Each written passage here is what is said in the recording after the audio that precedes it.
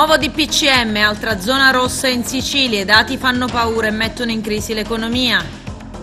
Il neosindaco di Agrigento ha pochi elettori, l'affluenza alle urne è bassa. Operaio trentenne precipita dal tetto di un magazzino a Palma di Montechiaro, è stato trasferito in ospedale a Licata. 6 anni e 6 mesi di carcere per Empedoclino, riconosciuto colpevole di violenza sessuale. Palazzo Chigi smonta la riforma urbanistica della Sicilia. Il metodo Falcone votato dall'ONU spererà la lotta alle mafie del mondo.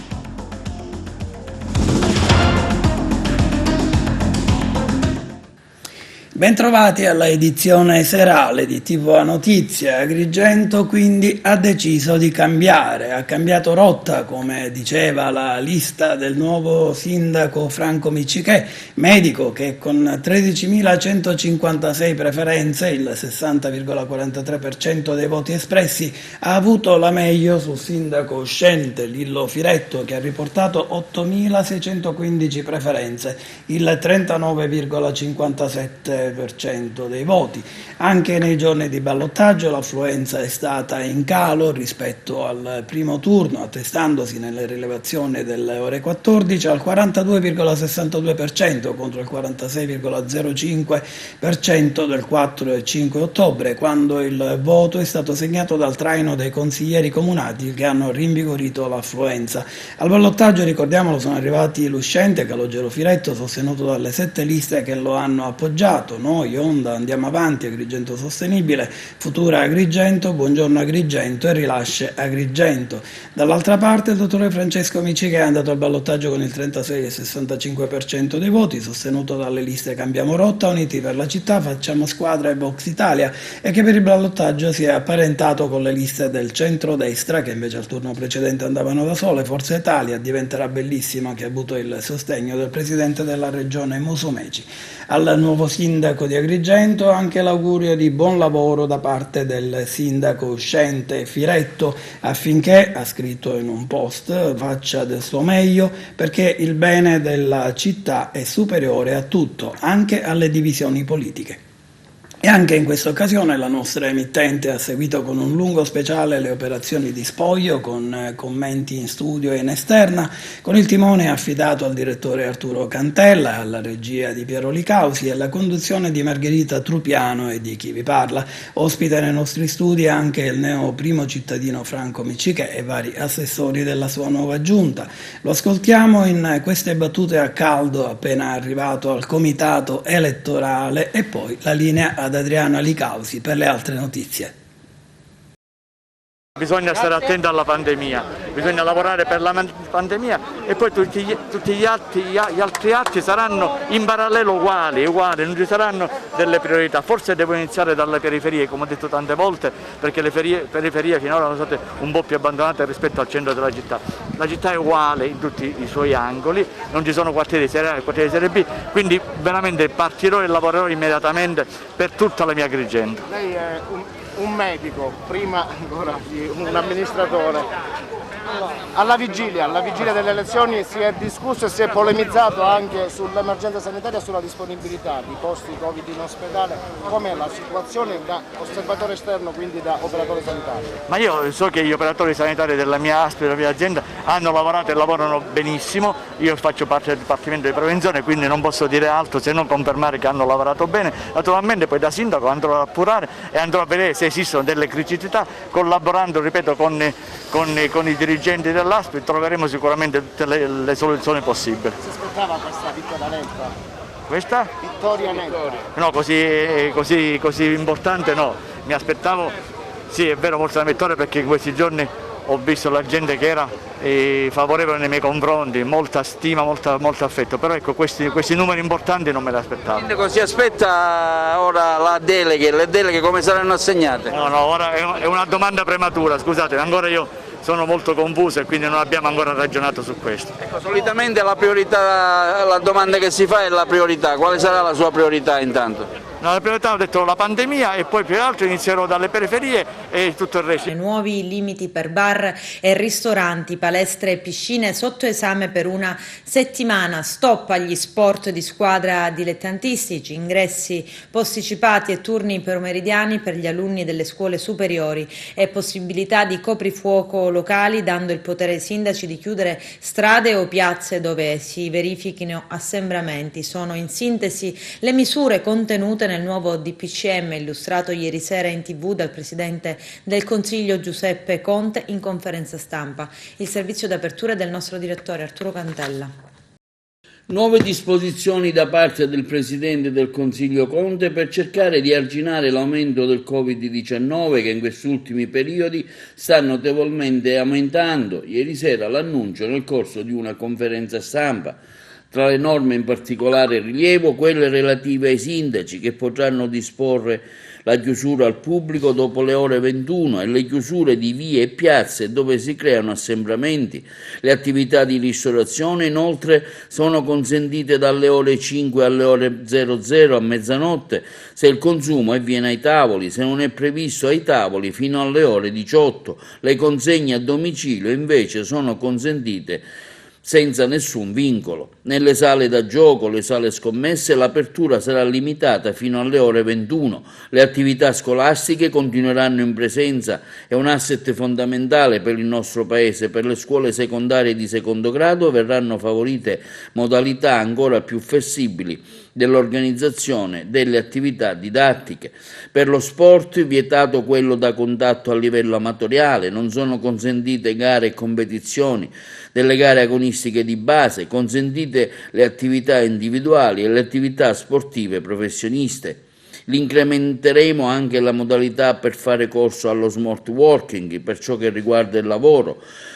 Per le palestre daremo una settimana per adeguare i protocolli di sicurezza e per verificarne il rispetto. Siamo consapevoli che imporremo sacrifici, ha affermato Conte, agli imprenditori e agli operatori economici che subiranno gli effetti negativi di queste misure, ma c'è l'impegno del Governo a ristorarli. Sulle nuove disposizioni di legge è intervenuto Leoluco Orlando, presidente di ANCI Sicilia, il quale ha affermato: il governo nazionale non può minimamente pensare di scaricare sui sindaci le sue responsabilità, dopo mesi durante i quali il ruolo delle amministrazioni locali è stato a dir poco sottovalutato. Se il governo, per Orlando, valuta come sempre che sia dal contenuto del decreto che la situazione in Italia sia grave e stia ulteriormente peggiorando come in altri paesi d'Europa, si assuma le sue responsabilità come hanno fatto altri governi europei. Se si valuta la necessità di una sorta di lockdown notturno che somiglia molto al coprifuoco, il governo lo decreti e disponga chi, come e con quali forze deve effettuare i controlli. Conclude Orlando affermando: basta con il gioco al massacro contro le amministrazioni locali. Abbiamo appena approvato un nuovo DPCM, frutto di un intenso dialogo non solo al nostro interno con i ministri, le forze di maggioranza, ma anche con le regioni, gli enti locali e il Comitato Tecnico Scientifico. Ho appena informato anche i presidenti dei due rami del Parlamento e i leader dell'opposizione. Questo provvedimento dovrà consentirci di affrontare questa nuova ondata di contagi che sta interessando severamente non solo l'Italia ma l'intera Europa. Non possiamo perdere tempo. Dobbiamo agire mettendo in campo tutte le misure necessarie a scongiurare un nuovo lockdown generalizzato. Il Paese non può permettersi una nuova battuta d'arresto che finirebbe per compromettere severamente l'intero tessuto economico. Peraltro, il terzo trimestre che si è appena concluso segnala una ripresa vigorosa a beneficio del nostro Paese, migliore di quella francese, tedesca, spagnola. Ma vi riassumo le nuove misure. I sindaci potranno disporre la chiusura al pubblico dopo le ore 21 di vie e piazze dove si creano assembramenti, consentendo l'accesso solo a chi deve raggiungere esercizi commerciali o abitazioni private. Tutte le attività di ristorazione, tutte, pub, ristoranti, bar, gelaterie, pasticcerie, sono consentite dalle ore 5 del mattino a mezzanotte se il consumo avviene ai tavoli. Se il consumo non è previsto ai tavoli, allora è permessa la somministrazione solo fino alle ore 18. Invece le consegne a domicilio sono consentite senza vincolo di orario, l'asporto è consentito sino a mezzanotte. Nei ristoranti si potrà stare per un massimo di 6 persone al tavolo, per tavolo, singolo tavolo, e tutti i ristoratori dovranno affiggere all'esterno dei locali il numero massimo di persone ammesse nel locale in base ai protocolli di sicurezza. Nessuna limitazione di orario invece è prevista per i servizi di ristorazione negli ospedali, negli aeroporti, lungo le autostrade. Nelle sale gioco, nelle sale scommesse, sale bingo, l'apertura sarà limitata sino alle ore 21. Le attività scolastiche continueranno in presenza, è un asset fondamentale per il nostro Paese. Per le scuole secondarie di secondo grado, intendo licei, tecnici, istituti tecnici e professionali, verranno favorite però modalità ancora più flessibili di organizzazione dell'attività didattica, con ingresso degli alunni a partire dalle ore 9 e se possibile anche con turni pomeridiani. Per le università anche è previsto che le università stesse, con il coinvolgimento dei comitati universitari regionali, attuino dei piani di organizzazione della didattica in funzione delle esigenze formative e anche dell'evoluzione del quadro pandemico territoriale. Rimane vietato lo sport da contatto a livello amatoriale e non sono consentite gare, competizioni dell'attività sportiva dilettantistica di base. Saranno però consentite attività in forma individuale e rimarrà consentita, come già adesso, l'attività sportiva a livello professionistico afferente alle varie federazioni. Sono vietate sagre, fiere locali, mentre restano consentite le manifestazioni fieristiche di carattere nazionale e internazionale. Sono sospese tutte le attività convegnistiche, quelle congressuali, salvo che si svolgano con modalità a distanza. Incrementeremo anche con un provvedimento della Ministra Dadone le modalità per fare ricorso allo smart working, quindi al lavoro a distanza.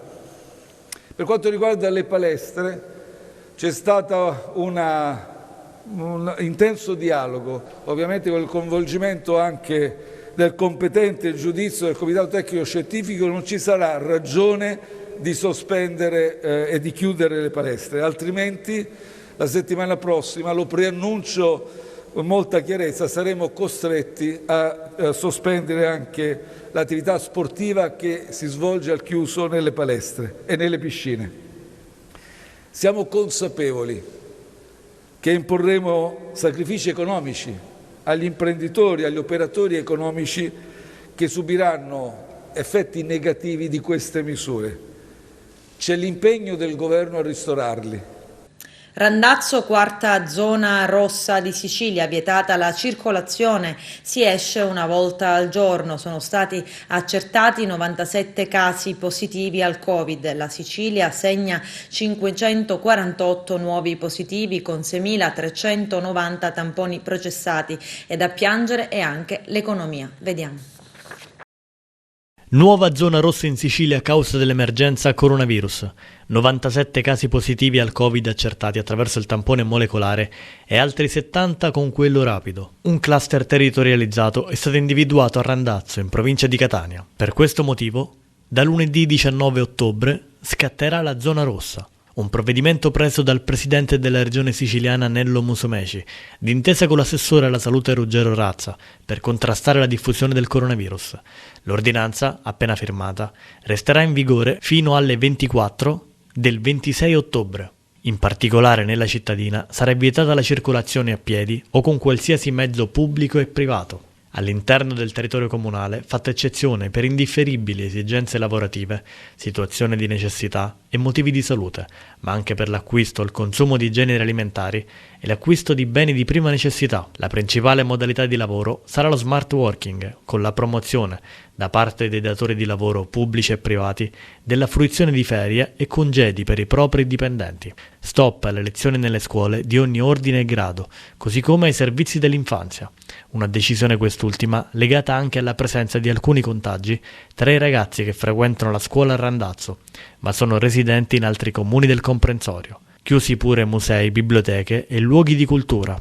Inoltre saranno vietati banchetti e feste private di qualunque tipo, sospesi anche tutti gli eventi sportivi, le manifestazioni culturali, ludiche e religiose. Stop altresì alle cerimonie civili e religiose, a eccezione dei funerali, a cui potranno partecipare massimo 15 persone, e ai mercati. All'interno degli esercizi commerciali sarà consentito l'accesso a una sola persona per volta e sempre con l'utilizzo dei dispositivi di protezione individuale.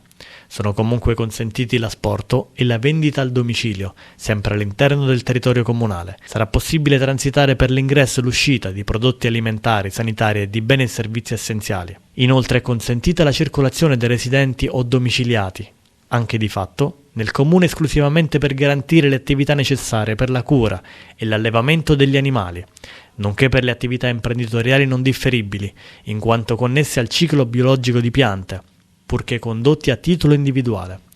Attualmente sono in vigore nell'isola altre 3 zone rosse: Sambuca di Sicilia in provincia di Agrigento fino al 7 novembre, Mezzoiuso nel Palermitano fino al 24 ottobre e Galati Mamertino in provincia di Messina fino al 24 ottobre. Ancora le aziende, in generale tutti i comparti, non si sono ripresi i 2 mesi di lockdown, stanno ancora facendo i conti con tutto quello che è appunto il tenere in piedi un'azienda, e molti speravano di arrivare a dicembre per trarre, trarre un bilancio di quest'anno e capire se poter andare avanti. Questo ovviamente fa sprofondare tutto nel baratro. Il grande rammarico è che il governo continua a prendere provvedimenti di chiusura e sta portando alle aziende alla morte, perché di questo parliamo. Non tiene conto allo stato attuale ancora delle reali esigenze del territorio, esigenze che devono essere immediate e non si possono aspettare i tempi della politica e della burocrazia. Devono mettere in campo immediatamente di nuovo dei supporti reali che arrivano nell'immediatezza, ma soprattutto tutto quello che può tutelare i posti occupazionali. Le scelte della politica dopo l'allarme e forse anche qualche pressione da parte della comunità scientifica che invoca delle misure più restrittive. C'è questa esigenza di tutelare la salute pubblica che però talvolta stride anche con l'esigenza di poter portare il pane a casa. Sì, tutelare la salute pubblica è nell'interesse di tutti, però io non vorrei che qui tuteliamo la salute, quindi non si muore di Covid, ma si morirà di fame perché moriranno le nostre aziende. Io non sono un immunologo, però se vedo i dati che tutti stanno per ora decantando, stanno allarmando, ci sono numeri che di fatto rispetto allo scorso lockdown sono molto più bassi, perché sì, abbiamo un numero di positivi che è uguale a quello di marzo-aprile, ma di fatto abbiamo quintuplicato i tamponi.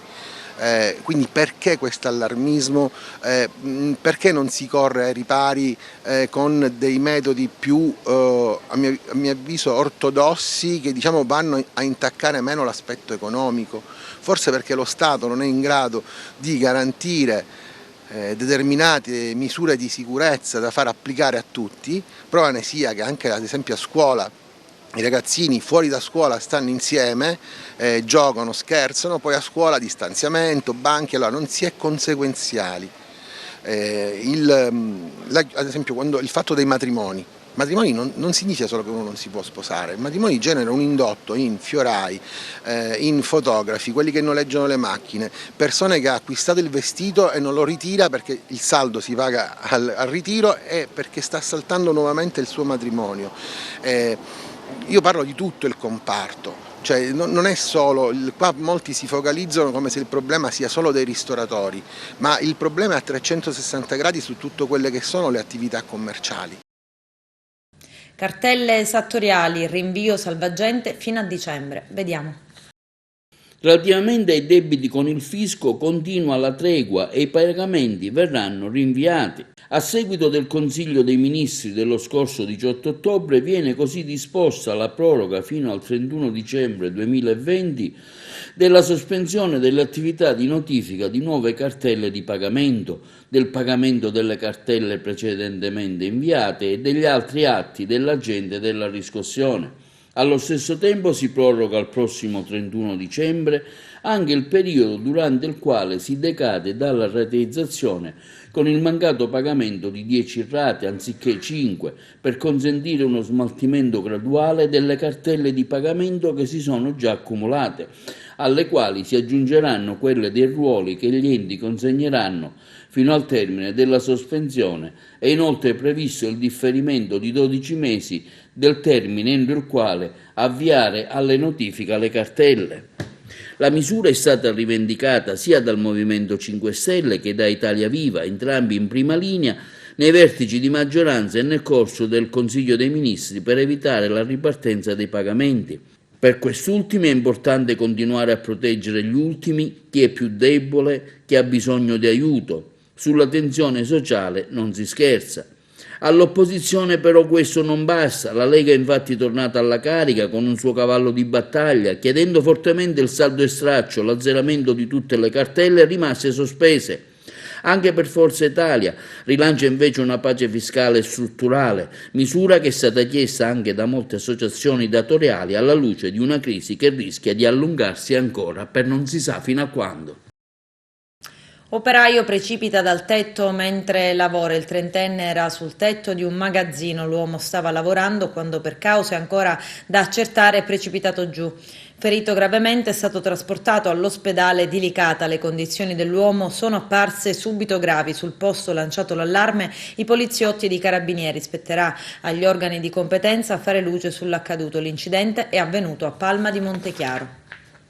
La Cassazione ha dichiarato inammissibile il ricorso presentato dalla difesa. Condanna definitiva a 6 anni e 6 mesi di carcere per un 37enne di Porto Empedocle, FG, queste le iniziali. È stato riconosciuto colpevole di violazione di domicilio, lesioni aggravate e violenza sessuale. L'uomo, secondo quanto ha accertato il processo, è andato a casa dell'ex, si è introdotto contro la sua volontà, facendo cenno alla figlia di allontanarsi, poi ha picchiato la donna, stringendole anche le mani sul collo e l'ha violentata. Il successivo intervento della figlia lo ha convinto a desistere. Il 37enne ha sempre negato le accuse, dicendo che le ferite della donna erano la conseguenza del fatto che la stessa lo aveva aggredito e gli aveva tirato addosso un telefono dopo essere andato a casa sua per trovare la bambina. Per questo era stato costretto a difendersi, una versione dei fatti che non ha convinto i giudici, anche perché sconfessata dagli accertamenti medici fatti sulla donna, che hanno provato le violenze subite. L'uomo ai domiciliari dal 2 giugno del 2017 nei prossimi giorni finirà in carcere per espiare il resto della condanna.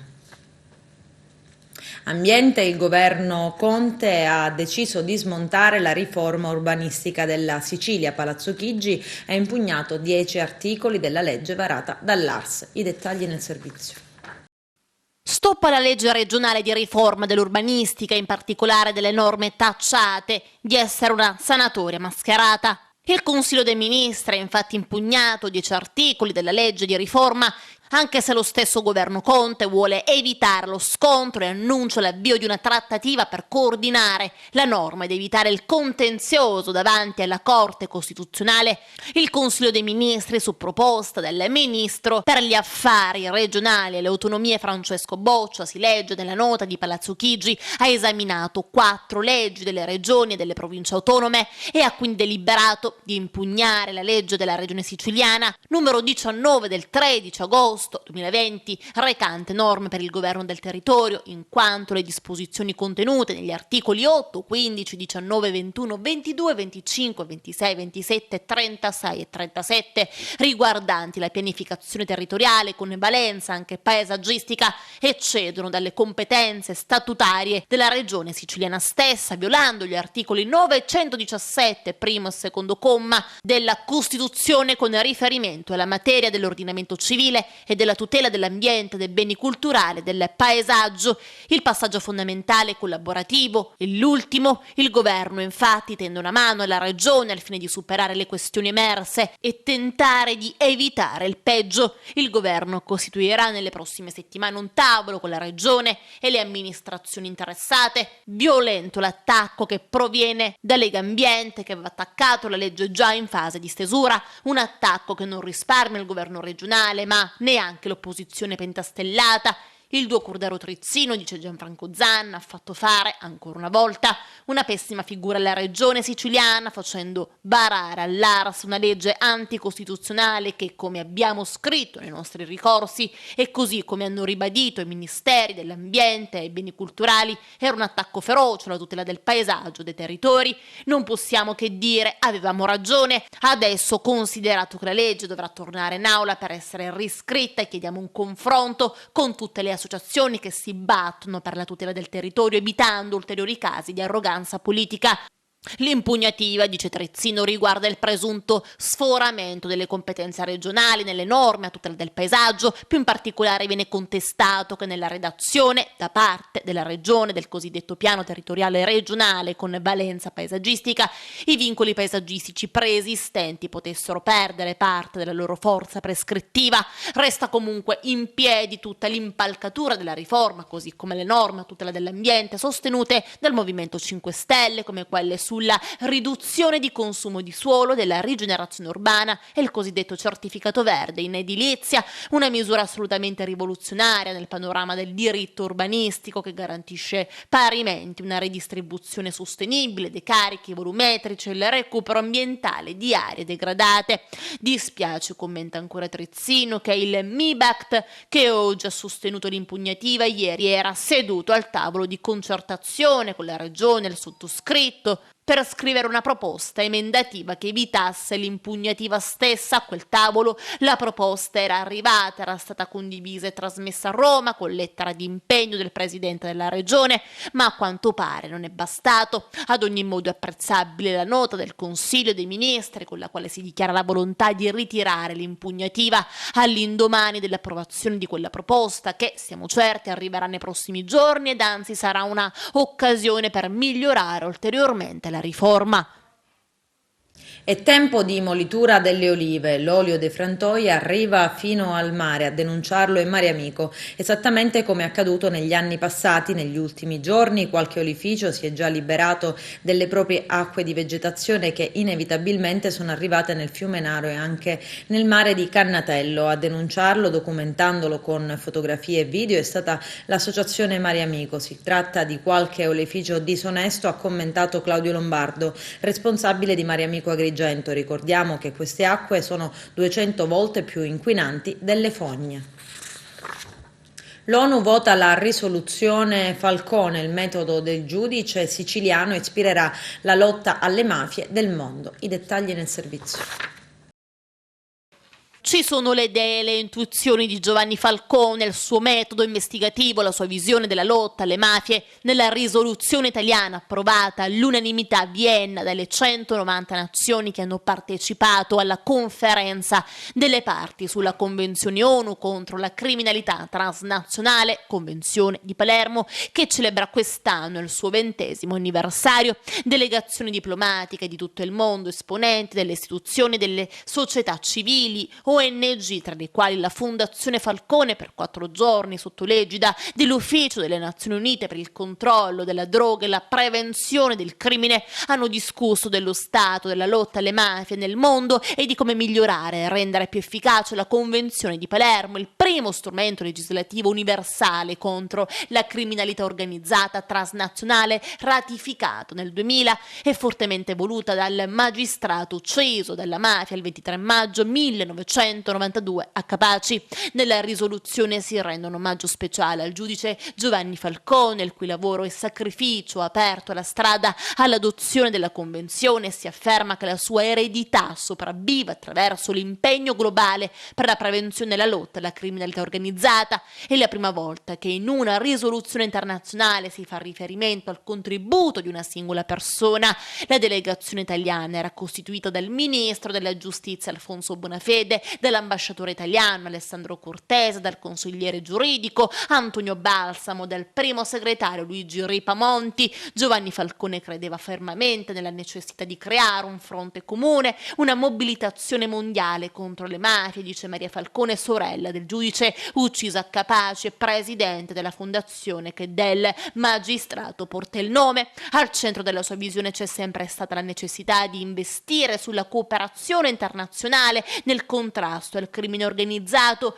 Nella risoluzione approvata a Vienna, frutto del prezioso lavoro del nostro paese, sono recepite molte delle sue idee, dalla necessità di colpire patrimoni illegali e di seguire i flussi di denaro, al potenziamento della cooperazione giudiziaria internazionale, alla costituzione di pool investigativi comuni a più stati che potrebbero essere decisivi nella lotta alle organizzazioni transnazionali di trafficanti di uomini, quello raggiunto alla conferenza delle parti, dice ancora Maria Falcone, è un traguardo di cui essere orgogliosi. Tra i suggerimenti indicati nel documento italiano agli stati, l'adozione delle misure patrimoniali, sequestrati e confische che dal 1982 in Italia si rivelano uno strumento utilissimo nella lotta ai clan, l'uso sociale dei beni tolti alle mafie, l'invito alla costituzione di corpi investigativi comuni che facciano uso alle più moderne tecnologie, l'estensione della Convenzione di Palermo a nuove forme di criminalità come il cybercrime e i reati ambientali ancora non disciplinati da normativa universale, il potenziamento della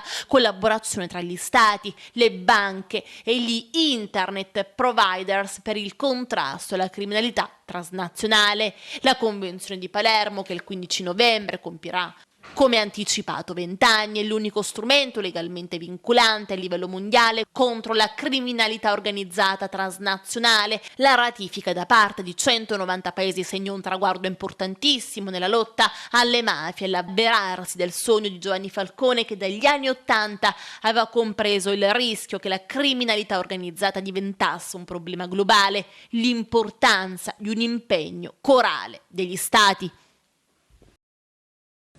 I poliziotti della sezione volanti di Agrigento hanno nel quartiere periferico di Villa Seta sequestrato droga a carico di ignoti, mentre gli agenti stavano effettuando i controlli sull'asfalto, praticamente quasi in mezzo alla strada, hanno ritrovato delle dosi di marijuana, droga che è stata sequestrata. Appare scontato che il possessore o i possessori, alla vista delle pattuglie della sezione volanti, l'abbiano lasciata cadere. Adesso c'è la pubblicità, tra poco vi aspetto. A Messina manifestazione contro gli sfratti, c'è il servizio. Ovviamente non ci sono solo le scuole, a Messina c'è una grossa fetta di precari della casa che aspettano la casa in zona risanamento, poi ci sono i dati degli sfratti che sono circa, nel 2019 ci sono stati 289 provvedimenti di sfratto nella sola provincia di Messina. Il dato ovviamente è un dato falsato perché ora dobbiamo considerare l'incidenza dell'emergenza Covid su queste famiglie. Su spinta anche della nostra organizzazione sindacale a livello nazionale è stata fatta una proroga degli sfratti al 31 dicembre fino al 31 dicembre 2020, quindi gli sfratti non verranno eseguiti fino a tale data, appunto per l'emergenza sanitaria in atto. Però successivamente a questa data ovviamente gli effetti della crisi economica si faranno vedere su moltissime famiglie italiane e soprattutto messinesi, perché come tutti noi sappiamo non vi sono possibilità occupazionali, sono molto scarse in città. Un dialogo comunque questa amministrazione è stato avviato dopo un periodo, potremmo dire anche di scontro, almeno per risolvere tutto quell'aspetto che riguarda le scuole. C'è qualche famiglia ancora alla ex Foscolo, però il problema dovrebbe essere in fase di definizione. Il problema è assolutamente in fase di definizione. Devo dire che dopo una fase iniziale di conflitto tra la nostra organizzazione sindacale e l'amministrazione comunale, devo dire che adesso le cose sono molto migliorate, c'è un dialogo, c'è collaborazione, è un processo dialettico, diciamo, che in via di sviluppo. Ovviamente cercheremo di affrontare anche altre tematiche con l'amministrazione e infatti oggi siamo in piazza soprattutto per ricordargli che esistono tantissimi immobili abbandonati in città e molte persone, diciamo, sono per strada, quindi noi chiediamo con forza un grandissimo piano comunale di rigenerazione urbana. Ovviamente siamo qua anche in piazza in solidarietà delle 24 persone che sono state rinviate a giudizio per aver abitato in stato di estrema necessità il palazzo, l'ex caserma sita in via Gesù e Maria in San Leone nel 2015, che comunque molte di quelle stesse famiglie adesso gli è stato riconosciuto il diritto ed effettivamente erano in uno stato di estremo bisogno. Siamo adesso alla pagina sportiva. Calcio eccellenza, l'Acragas pareggia contro la San Cataldese, il servizio di Carmelo Lentini. Si è giocato dinanzi a 650 spettatori, di cui una trentina provenienti da San Cataldo. Prima della gara la presidente Sonia Giordano ha deposto un mazzo di fiori dinanzi alla gigantografia del compianto Giovanni Alessi, di cui ricorreva il 7° anno dall'immatura scomparsa.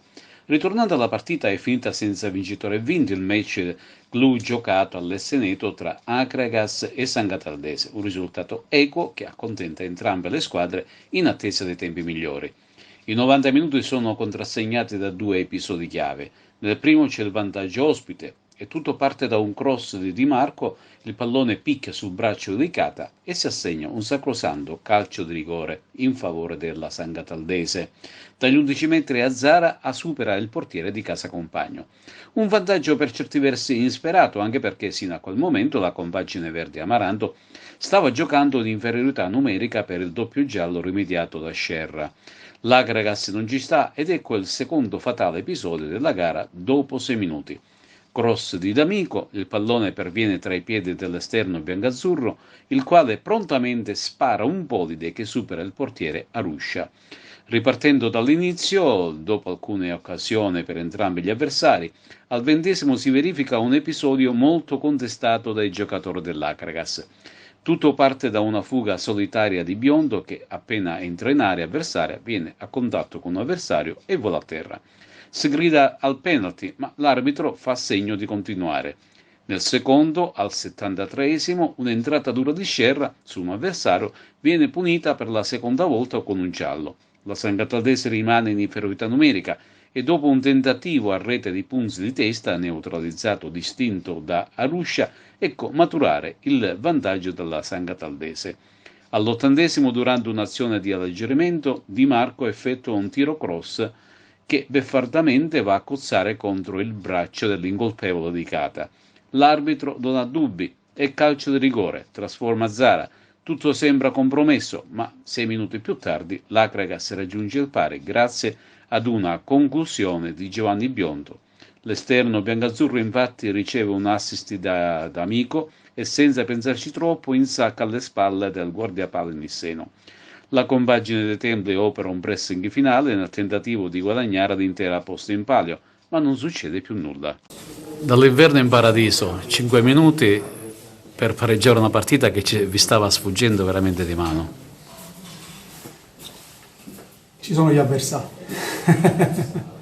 Devo complimentarmi con loro perché comunque è una squadra di palleggiatori, una squadra che sta bene fisicamente e che ci ha messo in difficoltà perché comunque ci ha pressati alti e ci ha complicato la vita nelle uscite da dietro per come siamo abituati noi.